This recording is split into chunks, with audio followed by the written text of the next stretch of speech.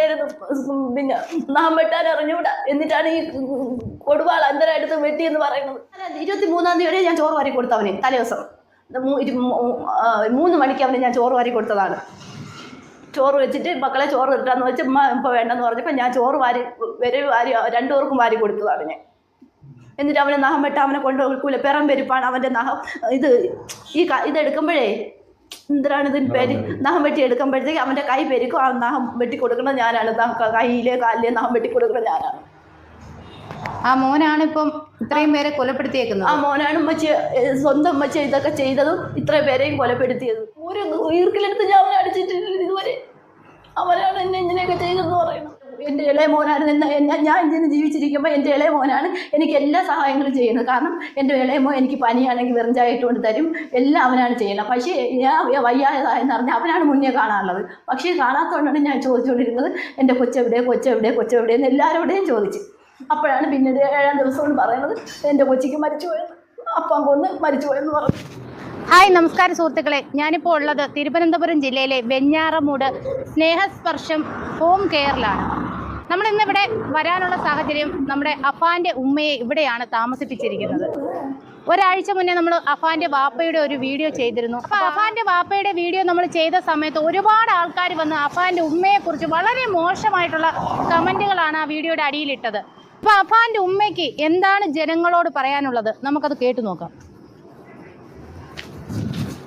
എന്നെ മാത്രം എൻ്റെ മോൻ ഇങ്ങനെ ചെയ്തെന്ന് മാത്രമേ എനിക്കറിയാവൂ പറയുന്നത്. അപ്പോൾ എന്തിനാണ് കട്ടിലിൽ നിന്ന് തലയിടിച്ച് വീണെന്നാണ് പോലീസിനോട് കള്ളം പറഞ്ഞത്? ഇപ്പം ഞാൻ രക്ഷപ്പെട്ടു വന്നാൽ എൻ്റെ 2 മക്കളും വേണമല്ലോ. അതുകൊണ്ട് എൻ്റെ മക്കൾ വല്ല ചെയ്തിട്ടുണ്ടെങ്കിൽ എന്നെ ഇങ്ങനെ അടിച്ചെന്നല്ലേ പറയുന്നത്, എൻ്റെ അപ്പ അടിച്ചെന്ന്. അതുകൊണ്ട് ഞാൻ അടിച്ചെന്ന് പറഞ്ഞാൽ പോലീസിൽ പിടിക്കൂലേ അവനാ. അതുകൊണ്ട് ഞാൻ അപ്പം അവിടെ പോലീസിൻ്റെ അടുത്ത് ഞാൻ കള്ളം പറഞ്ഞു. എൻ്റെ കൊച്ചുങ്ങളെ രക്ഷിക്കാൻ വേണ്ടിയാണ് ഞാൻ അത് കള്ളം പറഞ്ഞത്. അറിഞ്ഞിട്ടില്ലായിരുന്നു അപ്പോൾ ഇത്രയും പേര്? ഇല്ല, മരണം 8-9 ദിവസമായി ഞാൻ ഇത് അറിയുന്നത്. ഏഴെങ്ങാണ്ട് ഇക്ക വന്നതിൻ്റെ അന്ന് ഞാൻ ചോദിച്ചെന്ത് വന്നതെന്ന് ചോദിച്ചപ്പോൾ പറഞ്ഞ് പിന്നെ എന്നെ കാണാൻ വേണ്ടി വന്നെന്ന് പറഞ്ഞു. അപ്പോൾ എൻ്റെ മക്കളെ ഞാൻ തന്നിട്ട് പോയ മക്കൾ എവിടെയെന്ന് എൻ്റെ അടുത്ത് ചോദിച്ചു. ഞാൻ നിനക്ക് 2 മക്കളെ തന്നിട്ടാണ് പോയത്, അവരെവിടെയെന്ന് ചോദിച്ചു. അപ്പം ഞാൻ പറഞ്ഞു എനിക്കറിയില്ല, ഇനി കുറേ ദിവസം കൊണ്ട് ഞാൻ എല്ലായിടത്തും ചോദിക്കുന്നത് എനിക്കറിയില്ല. പിന്നീടാണ് ഒക്കെ പറഞ്ഞത് എൻ്റെ അപ്പി മരിച്ചുപോയി. 3 ദിവസം കഴിഞ്ഞിട്ടാണ് മാമിയുടെ കാര്യവും ഫർസാനയുടെ കാര്യവും, ഫർസാന നമ്മളെ വീട്ടിൽ വരുന്നതെന്നൊക്കെ ചോദിച്ചപ്പോഴാണ് ഞാൻ ചോദിച്ചത് ഫർസാന എവിടെ പോയെന്ന് ചോദിച്ചത്. പിന്നെ അപ്പാനെ കാണാറില്ലെന്ന് ചോദിച്ചു. ഫർസാന അപ്പാനെ കാണാറില്ലെന്ന് ചോദിച്ചത്. അപ്പോഴേക്കും ഞാൻ ഈ സംഭവം അറിയുന്നു. മാമി മരിച്ചുപോയെന്നും ചേട്ടത്തി മരിച്ചുപോയെന്നും ഇതെല്ലാം അപ്പാനാണ് ചെയ്തതെന്ന് ഞാൻ അറിയുന്നു. ചുറ്റിയെല്ലാം അടിച്ചിട്ടുള്ള ഇതാണ് ഈ കാണുന്നത്. 48 തയ്യലുണ്ടായിരുന്നു. ഈ അടിയും പിന്നെ ഈ നമ്മുടെ ഈ ഇതും കൂടെ കഴിഞ്ഞപ്പോൾ മാനസികമായി തളർന്നു പോയതാണ്. മാനസികമായി തളർന്നു പോയി. മാനസിക പ്രശ്നമുണ്ട്, മെന്റലി പ്രശ്നമുണ്ട്. ഇപ്പൊ പറയുന്നതല്ല പിന്നെ പറയുന്നത്. നമ്മൾ വന്നപ്പോ മുതൽ ശ്രദ്ധിക്കാണ്, നമ്മളെ കണ്ടപ്പോ മുതൽ ഒരു വിറയില് ഇല്ലേ ഉണ്ട്. നേരത്തെ ഇങ്ങനെ വിറയിലുണ്ടായിരുന്നു? നേരത്തെ അങ്ങനെയൊന്നും ഇതിന് ശേഷം ഉള്ളതാണ്. ആൾക്കാരെ കാണുമ്പോൾ ഒരു ഉള്ളിൽ ഒരു ഭയം പോലെ വന്നിട്ട് ഇങ്ങനെയുള്ളതാണ് കൈകാല് വിറയ്ക്കുന്നത്. അത് എല്ലാ സമയത്തും ഇല്ല, ചില സമയങ്ങളിലേ ഉള്ളൂ. നിങ്ങളിപ്പോ ഇറങ്ങിയ ഇതൊക്കെ മാറും. 80% ആൾ ഓക്കെയാണ്, 20% മെന്റലി ഇപ്പോഴും ഡൗൺ തന്നെയാണ്. അതൊരു സൈക്യാട്രിസ്റ്റ് നമുക്കിപ്പോഴും സൈക്കോളജിക്കലി സൈക്യാട്രിയുടെ മരുന്ന് പോയി കഴിച്ചുകൊണ്ടിരിക്കുകയാണ്. ഉറക്കക്കുറവിൻ്റെതായ ബുദ്ധിമുട്ടൊക്കെ ഉണ്ട് അവർക്ക്.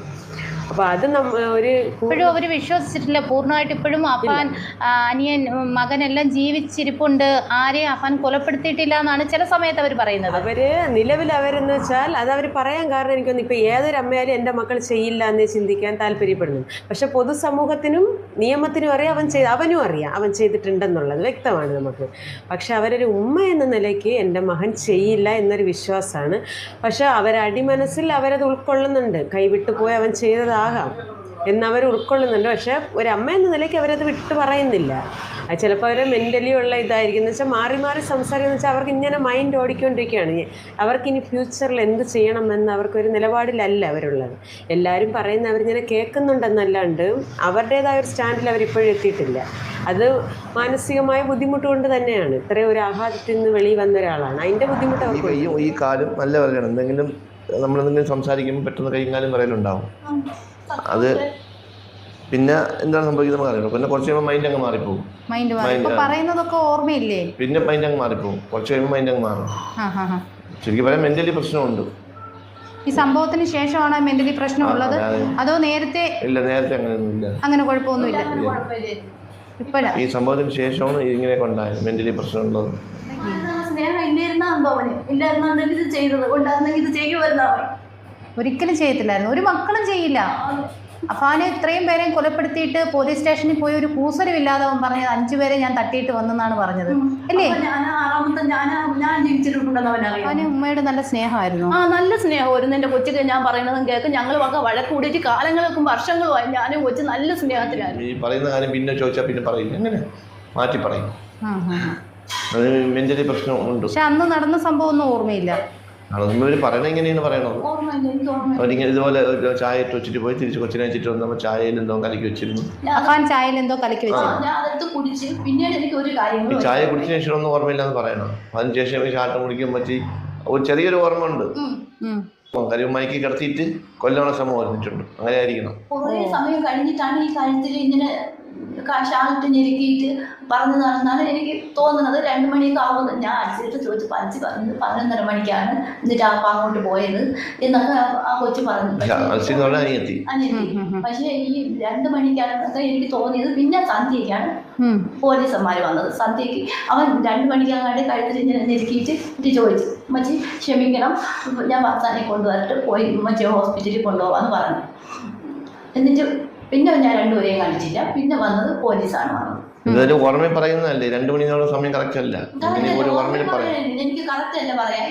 ഇതിങ്ങനെ പറഞ്ഞു കൊടുത്തിട്ടുള്ള അറിവാണെങ്കിൽ പറയണം. അത് ഇങ്ങനെ ചിലപ്പോൾ 2 മണി അയക്കണം എന്ന് പറഞ്ഞിട്ടുണ്ടെങ്കിൽ 2 മണി സമയം പറയാം. ഒരുപാട് പേര് നമ്മുടെ കമന്റ് ബോക്സിലൊക്കെ ഷമീത്തായെ അപ്പാന്റെ ഉമ്മായെ തെറി വിളിക്കുന്ന രീതിയിലുള്ള കമന്റുകളുണ്ട് അല്ലേ? ഉണ്ട്, ഒരുപാടുണ്ട്. അതിനെ കുറിച്ച് ഇക്കായിക്ക് എന്തോ പറയാൻ? പ്രേക്ഷകരോട് പറയാനുള്ളതേ ഉള്ളൂ, ഒരു മാനസികാവസ്ഥ തകർന്നില്ലാണ് ഇപ്പോൾ ഉള്ളത്. കാര്യം 5 പേരെ നഷ്ടപ്പെട്ട മരണം, പിന്നെ അവൻ 48 തലതലയ്ക്ക് അടിച്ചിട്ട്. അപ്പൊ അവരുടെ മാനസികാവസ്ഥ പോയി നിൽക്കുകയാണ്. അപ്പൊ അവരെന്താണ് പറയുന്നത്? അവർക്ക് ഇപ്പൊ പറയുന്നതല്ല പിന്നെ പറയുന്നത്. പിന്നെ ഇതിനെക്കുള്ള പൊതുജനം പലതും നമ്മൾ പറഞ്ഞു കേട്ടിട്ടുണ്ട്. തകർന്ന് എല്ലാ ജനങ്ങൾക്കും തകർന്ന് നമ്മൾ അങ്ങ് അറ്റം പറ്റി നിൽക്കുന്ന ഒരു കുടുംബം എന്ന് പറയുമ്പോൾ 2 മക്കൾ നഷ്ടപ്പെട്ട് എല്ലാം നഷ്ടപ്പെട്ട ഒരാളാണ് ഞാൻ. ഇതും കൂടെ നമ്മൾക്കൊണ്ട് താങ്ങാൻ പറ്റുന്നൊരവസ്ഥയിലല്ല. അതുകൊണ്ട് നിങ്ങൾ ഇതിൻ്റെ സത്യാവസ്ഥ മനസ്സിലായിക്കൊണ്ട് പ്രതികരിക്കുന്നത് ഞാൻ എൻ്റെ ഒരു അഭ്യർത്ഥനയായിട്ട് കണക്കാക്കും. 5 പേരുടെ മരണവും ഇപ്പോഴും വിശ്വസിച്ചില്ല. ഞാൻ വിശ്വസിക്കുന്നു, ഞാൻ കണ്ടതാണ്, എനിക്ക് വിശ്വാസമാണ്. പക്ഷേ അവർക്ക് അവരെ മനോനില തെറ്റിയത് കൊണ്ട് അവർക്ക് ഇപ്പോഴും വിശ്വസിക്കാൻ പറ്റുന്നില്ല.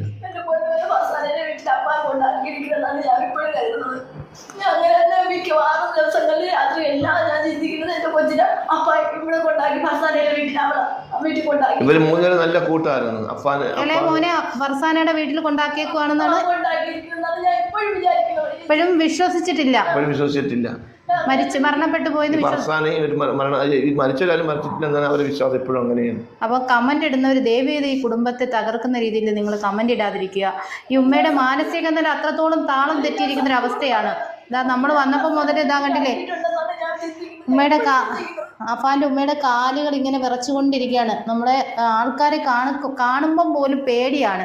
ഇപ്പോൾ പറയുന്നതല്ല പിന്നെ പറയുന്നത്. അവർ മാനസികമായിട്ട് വളരെ ബുദ്ധിമുട്ടി ജീവിക്കുന്നൊരവസ്ഥയാണ്. നിങ്ങൾ ദയവ് ചെയ്ത് കമൻ്റ് ഇടുന്നവർ മോശമായിട്ടുള്ള കമൻറ്റുകൾ ഇടാതിരിക്കരുത്. നമ്മുടെ കുടുംബത്തിൽ ഇതുപോലൊരവസ്ഥ വന്നു കഴിഞ്ഞാൽ എന്തായിരിക്കും നമ്മുടെ അവസ്ഥ? നിങ്ങൾ അത് മാത്രം ചിന്തിക്കുക. ഇങ്ങനെ ഒരു അവസ്ഥ ഒരു കുടുംബത്തിൽ ഉണ്ടാവില്ല എന്നുള്ള പ്രാർത്ഥന മാത്രമേ നമുക്കുള്ളൂ. ഇങ്ങനെയൊന്നും ഒരു കുടുംബത്തിലും ഒരു മക്കൾക്കോ ഒരു കുടുംബത്തിനോ ഉണ്ടാവരുത് എന്നൊരു പ്രാർത്ഥന മാത്രമേ നമുക്കുള്ളൂ. എനിക്ക് അവനുമായിട്ട് സംസാരിച്ചാലേ അറിയാൻ പറ്റും അവൻ എന്താണ് തെറ്റ് ചെയ്തതെന്ന്. തെറ്റ് ചെയ്തിട്ടുണ്ടെങ്കിൽ അവനെ എനിക്ക് ഇനി ഒരിക്കലും കാണണ്ട. ഇങ്ങനെ ഒരു മകൻ ഇനി ഒരു മനുഷ്യന് ജനിക്കാതിരിക്കും.